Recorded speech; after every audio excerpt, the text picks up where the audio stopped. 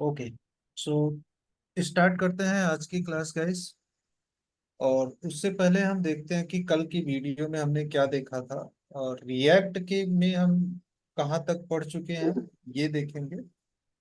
तो जैसे last video में हमने आपको दिखाया था कि जे एस एक्स कैसे लिखते हैं, राइट। जे एस एक्स का मतलब क्या होता है कि जे एस एक्स जब मैं बोलूं कि ये जे एस एक्स है, मतलब जे एस और जे एस एक्स में डिफरेंट है। तो जैसे JS है तो उसमें आप प्योर जावा स्क्रिप्ट लिखते हो, लेकिन अगर मैं बोलूं JSX तो इसका मतलब है कि आप जावा स्क्रिप्ट में HTML लिखते हो। जैसे कि यहाँ पे आप देखो, मैंने ये फाइल का नाम देखो, आप index.js लिखा हुआ है मैंने। लेकिन आप देखो कि इसमें मैंने सिंपल सा HTML का टैग बनाया हुआ है। तो ये पार्ट जो मैंने करली ब्रेसेस में अभी हाईलाइट किया, ये पार्ट हमारा JSX कहलाता है, JSX।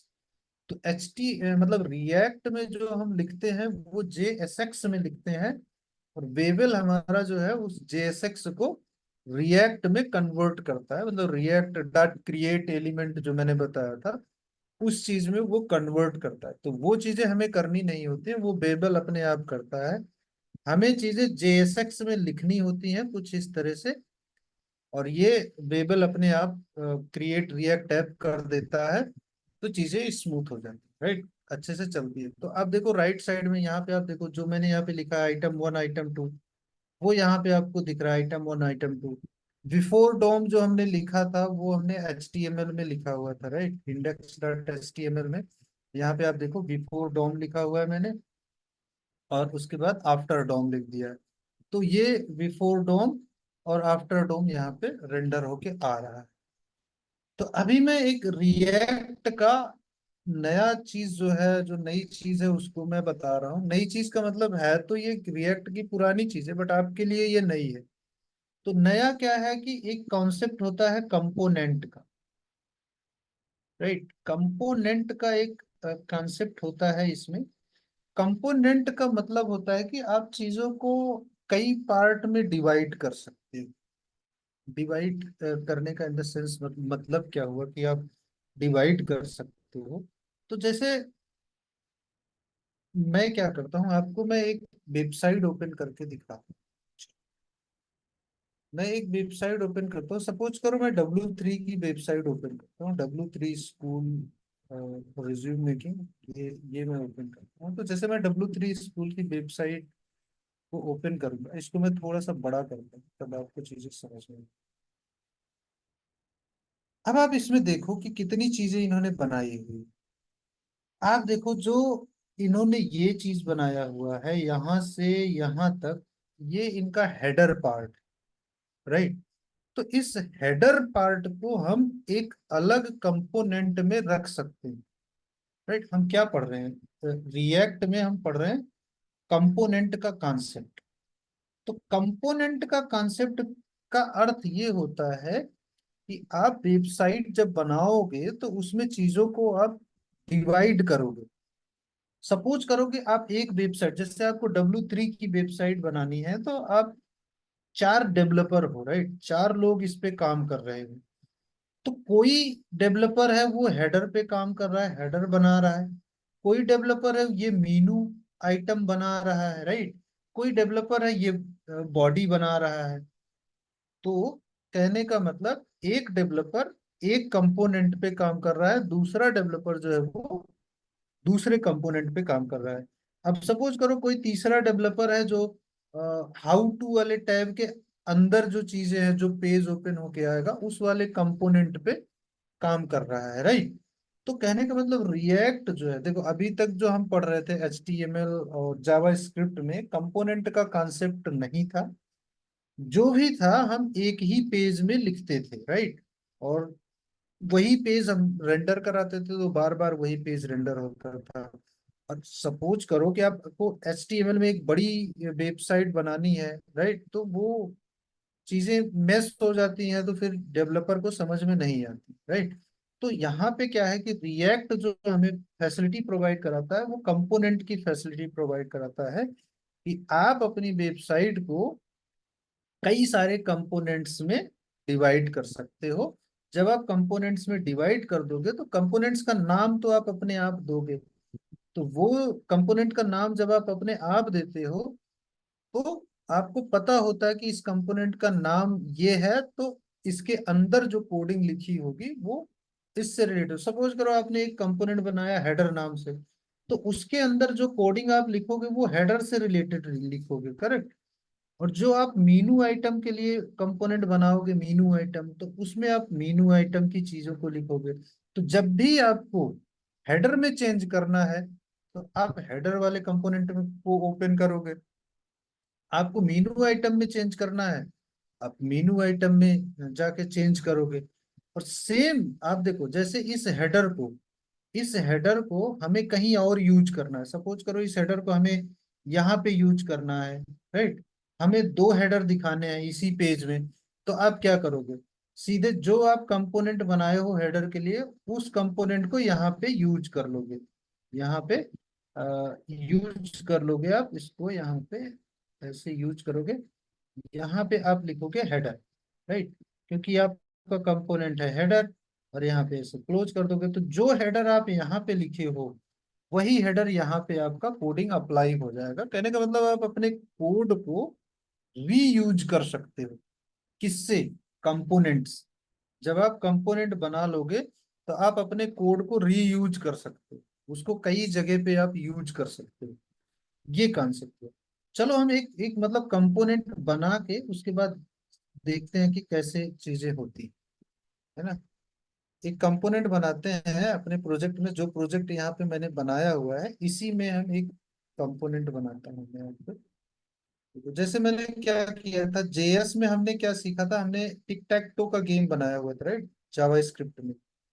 तो उसमें हमने कुछ लेआउट का काम किया हुआ था, राइट। उसमें हमने ग्रिड आइटम वगैरह बनाया था। तो मैं देखता हूँ कि वो कहाँ पे फाइल बनाया था मैंने। आई थिंक कि ट्यूटोरियल नोट्स के अंदर ही है। फर्स्ट फर्स्ट वेब पेज नहीं, माय फर्स्ट गेम। ओके, मैं इसको ओपन करता हूँ, open with Visual Studio. Okay, so ये हो जाए भाई। हम्म, यहाँ पे my first game dot H T M L open होके आ गया है यहाँ पे। अच्छा, ये तो दूसरी चीज है। आई थिंक ये एक सेकेंड, हमारा टिक टैक टो के नाम से था, करेक्ट। टिक टैक टो के नाम से था, ये है टिक टैक टो। इसको करता हूँ ओपन विजुअल स्टूडियो में, राइट। तो यहाँ पे हम आप देखोगे यहाँ पे जो एच टी एम एल के अंदर हमने बनाया था, और ये आप देखो ग्रिड बनाया था, राइट, ग्रिड बनाया था। उसके बाद हमने ग्रिड आइटम बनाया हुआ, राइट। तो मैं क्या करता हूँ कि इसको मैं करता हूँ कॉपी। इस डिव को मैं करता हूँ कॉपी, डिव कंटेनर वगैरह जो भी मैंने लिया था। कहाँ तक है भाई, डिव यहीं तक, राइट। इसको मैं करता हूँ कॉपी और अपने चलता हूँ एसआरसी के अंदर। एसआरसी में क्या है भाई, कौन सा है फर्स्ट प्रोजेक्ट। एसआरसी में हमने, हमारे पास केवल इंडेक्स डॉट जेएस ही है, करेक्ट। इसको मैं क्या करता हूँ कि यहाँ पे माई लिस्ट की जगह पे मैं इसको पेस्ट कर देता हूँ। पूरा का पूरा कोड ही मैं पेस्ट कर देता हूँ अभी, राइट। इसको मैंने पेस्ट किया, इसको मैंने सेव किया, और ब्राउजर पे जाते हैं। ब्राउजर कहाँ गया अपना, ये है ब्राउजर, राइट। आप देखो कि क्या ओपन होके आ रहा है, टिक टैक तो हेडर आ रहा है। तो इसमें एक एक सेकेंड, मैं ये बिफोर डोम और आफ्टर डोम को हटा देता हूँ, इसकी नीड नहीं है। बिफोर डोम और आफ्टर डोम को हटा देता हूँ, राइट। अब आप देखो कि केवल टिक टैक टो ही आ रहा है। क्यों? क्योंकि हमने अभी जो इंडेक्स डॉट जेएस में ये चीजें पेस्ट की हैं, राइट। इसमें मैंने सीएसएस वाला पार्ट नहीं पेस्ट किया है। तो यहाँ पे एक फाइल और बनाता हूं मैं। एक फाइल बनाऊंगा क्या, index dot C S S. Index index dot C S S, right. Index dot C S S बनाऊंगा, और जो टिक टैक टो का जो सी एस एस है उसको ओपन करता हूँ। टिक टैक टो का जो सी एस एस है, ये है सी S S tick tech to का, open with Visual studio code. Tick tech to की जितनी भी सी एस एस है, इसको कंट्रोल ए करके control C index dot C S S में ले जाके मैं पेस्ट करता हूँ, और इसको मैं सेव करूंगा। राइट, अभी आप देखोगे ब्राउजर पे चीजें वैसे ही आ रही। क्यों? क्योंकि अभी मैंने केवल फाइल बनाई हुई है index dot C S S की। Index dot C S S में क्या आ गया भाई? ये गलत चीज पेस्ट हो गई। राइट, ये कॉपी नहीं हुआ है। Index dot C S S यहाँ पे करता हूँ मैं कॉपी, और index dot C S S पे करता हूँ पेस्ट। अब की सही चीज, इस बार सही चीज है। ओके, यहाँ पे मैंने किया, इसको सेव। अब क्या है कि जो हमारा HTML लिखा हुआ है, राइट, वो इंडेक्स डॉट जेएस में लिखा हुआ है। तो हमें क्या करना है कि हमें इंपोर्ट करना होगा CSS को। जैसे हम लिंक करते थे ना CSS को, वैसे हमें यहाँ पे इंपोर्ट करना है। इंपोर्ट करना है क्या? Dot slash index, index dot CSS, यही है करेक्ट? इंडेक्स डॉट हम्म, CSS। हमने इसको सेव किया। अभी आप देखोगे ये कंपाइलिंग, कंपाइल होके आप देखो पूरा CSS अप्लाई हुआ इसमें, बोर्ड बन के आ गया। जी। करेक्ट, जो CSS मतलब इस तरह से आप इसमें CSS को अप्लाई कर सकते हो। लेकिन अभी क्या है कि अभी आप देखो, जो हमने HTML में लिखा था कंप्लीटली वही चीज हमने यहाँ पे कॉपी करके पेस्ट कर दिया और CSS को लगा दिया, तो ये इसके अंदर आ गया। अब मैं चाहता हूं कि जो हमारा ग्रिड आइटम है, इसका मैं एक कंपोनेंट बना लूं। राइट, तो कंपोनेंट कैसे बनेगा? आप देखो इसमें कंपोनेंट कैसे बनेगा, यहाँ पे आपको जाना है। सिंपल सा आपको न्यू फाइल करना है। यहाँ से आप न्यू फाइल करोगे, और यहाँ पे आप लिख दो क्या? Grid item dot JS. Right, हमने लिखा ग्रिड आइटम डॉट जेएस। ये एक कंपोनेंट बन गया हमारा। इसमें आपको सिंपल सा रिएक्ट को इंपोर्ट करना है। Import react from react. Okay, ये कंप्लीट हो गया। इंपोर्ट रिएक्ट फ्रॉम रिएक्ट, और उसके बाद आपको कुछ नहीं करना, सिंपल सा नीचे आ जाना है। अब देखो यहाँ पे दो चीजें हैं आपके पास। जो कंपोनेंट होता है रिएक्ट में, राइट, थोड़ी देर मैं इसको आपको समझाने की कोशिश कर रहा हूँ। मैं इसको बड़ा करता हूँ। मैं जो बताने की कोशिश कर रहा हूँ, देखो जैसे जावा स्क्रिप्ट में आपने कॉन्सेप्ट पढ़ा हुआ है फंक्शन। राइट, आपने कॉन्सेप्ट पढ़ा हुआ है फंक्शन का, और उसके बाद मैंने एक दो क्लास में बताया था कॉन्सेप्ट किसका? क्लास का। राइट, तो क्लास का कॉन्सेप्ट और फंक्शन का कॉन्सेप्ट यहाँ पे दोनों अप्लाई होंगे। तो कंपोनेंट जो होता है, जो कंपोनेंट होता है किसमें? रिएक्ट में जो कंपोनेंट होता है वो दो प्रकार से बनाया जा सकता है।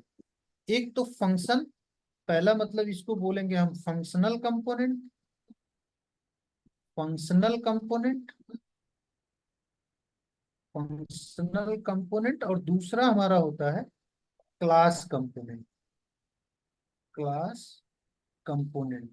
मतलब कि जो कंपोनेंट फंक्शन का यूज करके बनेगा उसे फंक्शनल कंपोनेंट कहेंगे, और जो कंपोनेंट हमारा क्लास का यूज करके बनेगा उसको हम क्लास कंपोनेंट कहेंगे। राइट विनोद कुमार, समझ में आया? जी। रिएक्ट में कंपोनेंट दो प्रकार से बनाए जाते हैं, मतलब दो टाइप के कंपोनेंट होते हैं।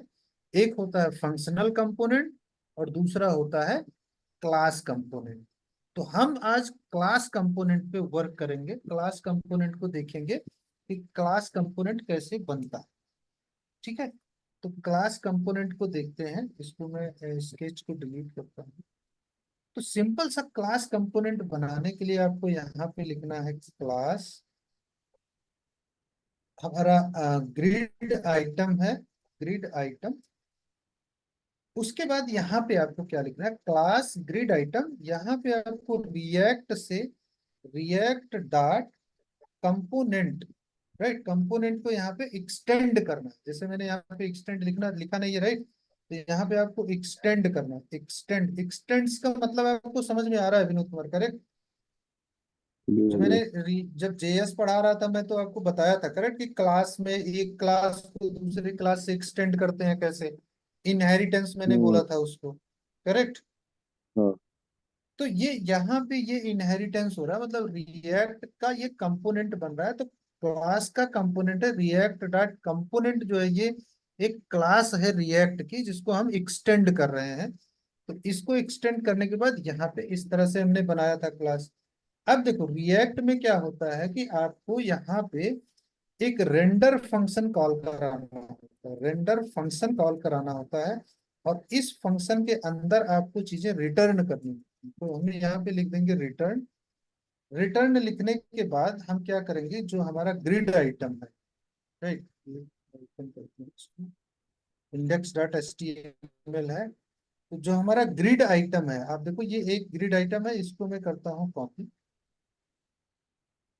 इसको मैं कॉपी करता हूँ। और हमारा ग्रिड आइटम का कंपोनेंट कहाँ गया, यहाँ पे, यहाँ पे मैं इसको करता हूँ पेस्ट, राइट। ये आईडी, और इसको मैं अभी डिलीट कर देता हूँ, अनक्लिक और आईडी, ये मैं बाद में बताऊंगा कैसे आपको ऐड करना है, राइट। मैंने यहाँ पे किया इसको पेस्ट। तो हमारा एक ग्रिड आइटम बन के आ गया। एक ग्रिड आइटम का मतलब क्या हुआ, एक सेल बन के आ गया, हम्म। राइट। एक ग्रिड आइटम बन गया। अब हमें क्या करना है, यहाँ पे इस वाले ग्रिड आइटम को, इस वाले कंपोनेंट को एक्सपोर्ट करना है। जब हम यहाँ से एक्सपोर्ट डिफॉल्ट करेंगे, export default grid item, grid item, इस ग्रिड आइटम को जब हम एक्सपोर्ट कर देंगे तो इस ग्रिड आइटम को हम कहीं पे भी इंपोर्ट कर सकते हैं। तो हमें ये चाहिए कहाँ पे, इंडेक्स डॉट जेएस में चाहिए। तो मैं यहाँ पे क्या करूंगा, यहाँ पे सिंपल सा जाऊंगा, इंपोर्ट, इंपोर्ट क्या इंपोर्ट करना है हमको, ग्रिड आइटम। और कहाँ से इंपोर्ट करना है ये पहले से बता दे रहा है, from dot slash grid item. ये जेएस फाइल का नेम है जो यहाँ पे आ रहा है, डॉट स्लैश, ठीक है। तो अब आप इसमें अगर जे डॉट जेएस नहीं लगाओगे तो रिएक्ट ऑटोमेटिकली समझ लेता है कि ये फाइल जो है वो जावा स्क्रिप्ट की फाइल है। तो अभी आप देखो, जो मैंने इतनी चीजें यहाँ पे लिखी हुई है, इसको मैं क्या करता हूँ, यहाँ से हटाता हूँ, यहाँ से हटाऊंगा। और इसकी जगह पे मैं क्या यूज करूंगा, ग्रिड आइटम और स्लैश, मतलब इस ग्रिड आइटम को हम एज अ कंपोनेंट यूज कर सकता हूँ। तो इसको कितनी बार यूज कर सकता हूँ मैं, इसको मैं 3 बार यहाँ पे यूज करना है, क्योंकि ये 3 बार है, करेक्ट। 3 सेल जी। बनने चाहिए, एक ग्रिड आइटम से एक सेल बन रहा है। तो हम इसको जब 3 बार यूज कर लेंगे तो 3 सेल बन जाएगा हमारा। अभी आप देखो, अगर मैं इसको सेव करूं, सेव कर दिया मैं, अगर ब्राउजर पे जाता हूँ, आप देखोगे, इसको मैं रिफ्रेश करूंगा, कोई अंतर आ रहा है अभी आपको, आ विनोद गया कुमार? पूरा। कोई अंतर नहीं आ रहा है, करेक्ट। जी। इसके लिए आपको एक सेकेंड, पे पैक कंपाइल्ड सक्सेसफुली आ रहा है। अब जैसे आप देखो, जैसे यहाँ पे मैंने किया हुआ है index dot C S S किया हुआ है, राइट। अगर मैं इसको index dot C S S से क्या करूं, और यहाँ पे कहाँ पे है, index dot C S S से जो हमारा ग्रिड आइटम की सी एस एस है, राइट, इस ग्रिड आइटम की सी एस एस को यहाँ से कट कर लेता हूँ। और जो हमने ग्रिड आइटम डॉट जेएस बनाया हुआ है, यहीं पे मैं क्या करता हूँ कि एक ग्रिड आइटम डॉट सीएसएस बना देता हूँ, राइट। तो हर एक कंपोनेंट के लिए हम अलग अलग जेएस और अलग अलग सीएसएस बना सकते हैं, डॉट सीएसएस, राइट। अब इसके अंदर मैं क्या करता हूँ, ग्रिड आइटम की CSS को पेस्ट कर देता हूँ। अब इस ग्रिड आइटम डॉट जेएस में मैं कर लूंगा क्या मैं इंपोर्ट कर लूंगा, मैं कर लूंगा इंपोर्ट। क्या इंपोर्ट करना है? डबल कोट में dot slash index dot CSS, यही तो है हमारा इंपोर्ट। इसको मैंने कर लिया इंपोर्ट। अब आप देखो कि इंडेक्स डॉट CSS को मैंने यहाँ पे सेव करना है मुझे, और इंडेक्स सारा कुछ सेव हो गया है। इसके बाद मैं यहाँ पे जाता हूँ, आप देखो यहाँ पे क्या आ रहा है, इसको रिफ्रेश करता हूँ। हमारा ग्रिड आइटम जो है वो गायब हो गया, राइट, जबकि हमारा ग्रिड आइटम आना चाहिए, राइट। ग्रिड आइटम सारा का सारा ग्रिड आइटम गायब हो गया है। उसके लिए देखते हैं कि हमारा CSS अप्लाई क्यों नहीं होगा। Index dot CSS, grid item dot CSS, grid item dot CSS में ये चीजें आ गई, और ग्रिड आइटम डॉट JS यहाँ पे dot slash import dot slash, okay, simple है, करेक्ट। यहाँ पे जो मैंने किया import dot index dot JS भी कर लिया है, और करेक्ट ग्रिड आइटम भी कर लिया है। ग्रिड आइटम से grid item dot JS, grid item यहाँ पे क्लास है। आप देखो यहाँ पे प्रॉब्लम क्या आ रही है कि जो हमने यहाँ पे क्लास लिखा हुआ है, राइट, इसको हमें रिएक्ट में क्या लिखना है? क्लास नेम लिखना है, राइट। अब आप देखो, मैं ब्राउजर पे जाता हूँ, मे बी ये अप्लाई हो गया है। ओके, अगर ये चेंज अप्लाई नहीं हो रहा है, दैट मीन्स कि हमको अपने इस वेब पैक को कैंसिल करना पड़ेगा और फिर से इसको स्टार्ट करना। क्या होता है कि जब आप काफी सारे चेंज कर देते हो, राइट, तो ये कभी कभी गड़बड़ करता है। इसको मैं कॉपी करके जो यहाँ पे मैंने इंडेक्स डॉट जेएस में जो क्लास यूज किया हूँ, राइट, इस क्लास को मुझे क्या करना होगा? क्लास नेम से चेंज करना होगा। तो मैं क्लास नेम से इसको चेंज कर देता हूँ। ये चीजें हो गई क्लास नेम से चेंज,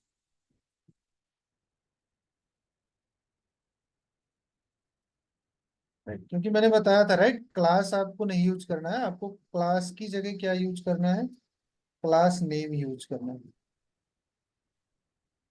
तो कभी कभी क्या होता है कि जैसे हम ज्यादा चेंज कर देते हैं इधर उधर, राइट, तो उस केस में हमारा जो सर्वर है वो सारे चेंज को डिटेक्ट नहीं कर पाता। इसलिए हमें फिर से npm स्टार्ट में फिर से करता हूँ, और हमारा सर्वर फिर से जब स्टार्ट हो जाएगा तो सारे चेंज हमको दिखने लगे। ग्रिड आइटम का चेंज जो है वो grid item, grid item dot CSS, यहाँ पे ग्रिड आइटम डॉट JS। अच्छा, ग्रिड आइटम डॉट JS में मैंने इंडेक्स डॉट CSS क्यों यूज किया है? यहाँ पे तो हमको वो करना था ना, grid item dot CSS, grid, यहाँ पे हमें करना था ग्रिड, जी कैपिटल होगा, grid item dot CSS, right. ये गड़बड़ी हुई थी, मे भी हो सकता है इसकी वजह से होगा। तो जब मैंने इसको सेव कर दिया, राइट, अब आप, मैं ब्राउजर पे चलता हूँ और देखता हूँ, यहाँ पे आप देखोगे कि तीनों ग्रिड जो है वो आ गए हैं, राइट। ओके, तो विनोद कुमार, आपको पता चला कि कंपोनेंट कैसे बनता है, जी। राइट। अभी देखो, अभी थोड़ा सा मैं और इसमें करता हूँ। तो जैसे मैंने यहाँ पे ग्रिड आइटम को बना लिया, तो ग्रिड आइटम को बना लिया, तो यहाँ पे आप देखोगे अगर मैं इन चीजों को डिलीट कर दूं, राइट, इन चीजों को डिलीट कर दूं, इनकी जरूरत नहीं है, इन चीजों को मैं डिलीट कर देता हूँ और मैं सेव करता हूँ। आप देखोगे ब्राउजर पे तो तीन ही ग्रिड हमारी बन के आ रही है, राइट, जो हमने यहाँ पे यूज किया हुआ है। अब मुझे क्या करना है कि यहाँ पे मैं इसके अंदर एक लिस्ट बना लेता हूँ, कॉन्स्ट ग्रिड एरे कर देता हूँ इसको, ग्रिड एरे इक्वल्स टू एक एरे बनाता हूँ, और इसके अंदर मैं इन सारी ग्रिड आइटम को कॉपी एंड पेस्ट कर दूं। मैं यहाँ पे किया पेस्ट। क्या भाई, क्लास नेम कहाँ से आ रहा है? इसको मैंने किया कॉपी, यहाँ पे किया पेस्ट। ओके, कॉमा लगा के, आपको पता है कॉमा लगा के हम लोग सेपरेट करते हैं एलिमेंट को एरे के अंदर, करेक्ट? हाँ याद है। तो कॉन्स्ट ग्रिड एरे, ये कॉन्स्ट का एरर क्यों दिखा रहा है?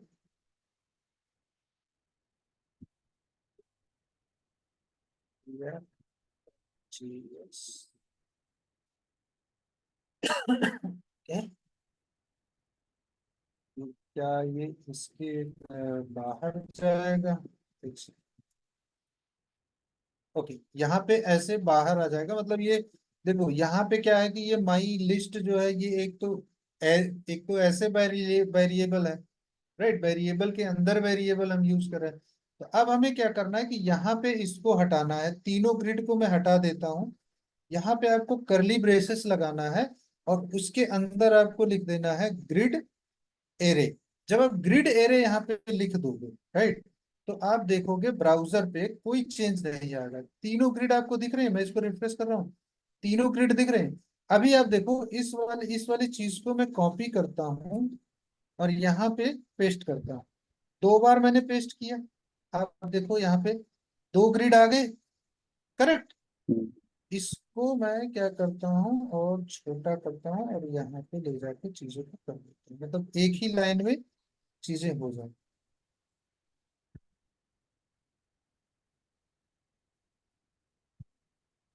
करेक्ट विनोद कुमार? जी। कंपोनेंट बनाने से फायदा क्या हुआ आपको पता चल रहा है? हम्म, मतलब उस चीज को हमें बार बार लिखने की जरूरत नहीं पड़ रही है। एक जगह पे देखो आप, मैंने ग्रिड आइटम में केवल एक लाइन लिखा हुआ है, right? Div class grid item. अब इस ग्रिड आइटम को मैंने यहाँ पे एक एरे में ले लिया, 3 बार, तीन तीन आइटम क्रिएट कर लिया मैंने इसको। अब इस एरे को मैं जहां भी यूज करूंगा वो 3 ग्रिड आइटम को रेंडर कर देगा रिएक्ट अपने आप। अब देखो जो हमारा इतना बड़ा कोड था कितना छोटा हो गया, राइट? तो ग्रिड एरे, अब आप देखोगे ब्राउजर पे तो वो तीनों चीजें यहाँ पे आपको दिखेंगी, करेक्ट?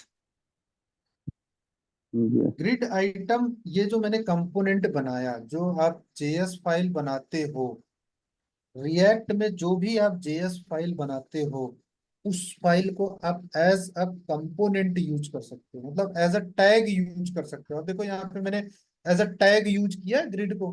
टैग को ही तो आप एंगुलर ब्रैकेट में बंद करके रखते हो, राइट? तो एज अ टैग मैंने यूज किया कि इसको ग्रिड आइटम वाले जेएस फाइल में, जो मैंने यहाँ से एक्सपोर्ट कर दिया, यहाँ से मैंने एक्सपोर्ट कर दिया कि इसको ग्रिड आइटम को, तो इसको मैं किसी भी फाइल में इंपोर्ट कर सकता हूँ। जब इंपोर्ट कर लूंगा तो इंपोर्ट करते टाइम हमको उसका पाथ देना होता है, तो मैंने पाथ दिया।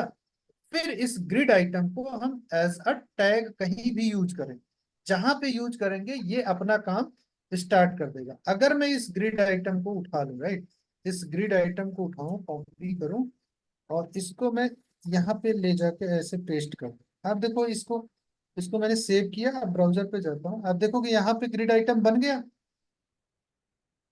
मतलब उस चीज को हमें दोबारा से लिखने की जरूरत नहीं पड़ी, बस उस कंपोनेंट को आप जहाँ पे पेस्ट करोगे वो अपना काम वहां पे चालू कर देगा।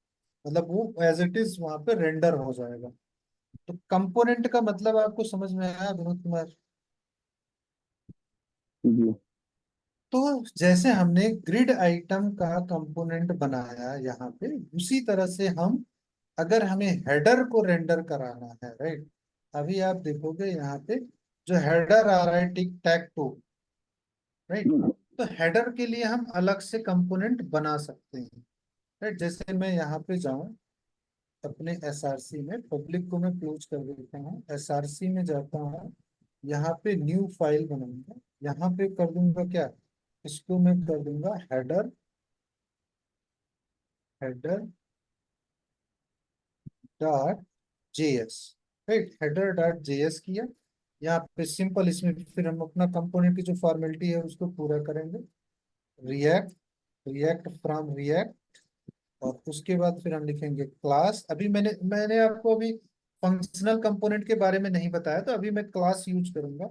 क्लास, यहाँ पे सिंपल सा लिखूंगा हेडर, राइट। उसके बाद में क्या करूंगा, एक्सटेंड। एक्सटेंड करके क्या करना है, react dot component. React dot component, इसके अंदर आपको एक रेंडर फंक्शन यूज करना है। रेंडर फंक्शन यूज करने के बाद इसमें से आपको रिटर्न करना, क्या रिटर्न करना है, जो भी आपका हेडर पार्ट में लिखा हुआ है आपके इंडेक्स डॉट जेएस में, जो भी आपके हेडर पार्ट में लिखा हुआ है, इसको आप यहाँ से हटाइए। आप हेडर डॉट जेएस में जाइए, यहाँ पे इसको पेस्ट कर, राइट। इतना ही लिखा हुआ है, इसको पेस्ट करिए और सिंपल सा यहाँ पे आइए, इसको एक्सपोर्ट कर दीजिए। एक्सपोर्ट, कहाँ गया भाई, एक्सपोर्ट डिफॉल्ट। एक्सपोर्ट डिफॉल्ट, क्या डिफॉल्ट एक्सपोर्ट करना है, हेडर।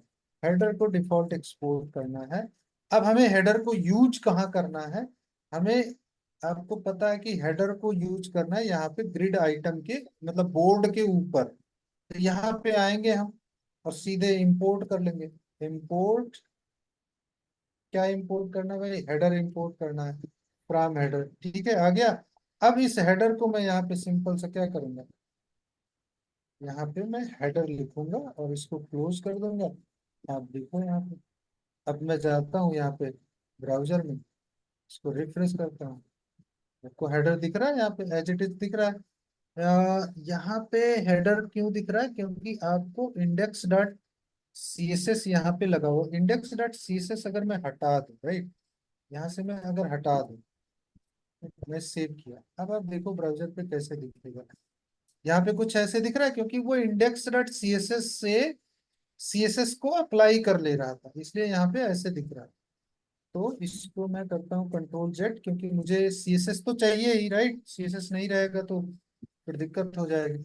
तो अब हमें, जैसे मैंने हेडर डॉट जेएस बनाया है, इसी तरह से मैं हेडर डॉट सीएसएस बना सकता हूँ। और जो भी हमारे इंडेक्स डॉट सीएसएस में हेडर से रिलेटेड जो भी कोडिंग है, राइट, सीएसएस की, इसको हेडर वाले पार्ट में मूव करा देंगे। तो आप समझ रहे हो कंपोनेंट बनाने से चीजें कितनी आसान हो जा रही हैं, जी। राइट। तो मतलब कहने का मतलब, हर एक पर्पज के लिए जो भी आप बना रहे हो, वेबसाइट में अगर आप हेडर बना रहे हो, मेनू बना रहे हो, फूटर बना रहे हो, राइट, तो उसके लिए आप अलग अलग कंपोनेंट और अलग अलग सीएसएस, उसकी जेएस फाइल बनाओगे और उसको जहां मर्जी चाहे आप उसको वहां पे यूज करें। मतलब दोबारा से आपको कोडिंग लिखने की जरूरत नहीं पड़ेगी, उस कंपोनेंट को आप इंपोर्ट करो, जो भी फंक्शनलिटी आप उस कंपोनेंट के अंदर लिखे रहोगे वो आपको उसके अंदर मिल जाएगी, राइट। आपने देखा कितनी आसानी से हमने यहाँ पे ग्रिड आइटम बना के और इसका लेआउट हमने तैयार कर लिया, करेक्ट विनोद कुमार, जी। राइट। तो मैं आज यहीं पे छोड़ रहा हूँ, आगे फिर मैं दूसरी चीजें बताऊंगा, तो उसमें मैं कंपोनेंट का यूज करूंगा और मैं धीरे धीरे मतलब फंक्शनल कंपोनेंट पे जाऊंगा। अभी मैं क्लास पे ही चलूंगा, फिर देखता हूँ कि आगे कैसे आपको फंक्शनल कंपोनेंट पे ले जाना है, राइट। आज के लिए मैं इतना ही जी। रखता हूँ, फिर मिलेंगे कल की क्लास में। Okay. Okay. Okay, bye bye. Bye bye.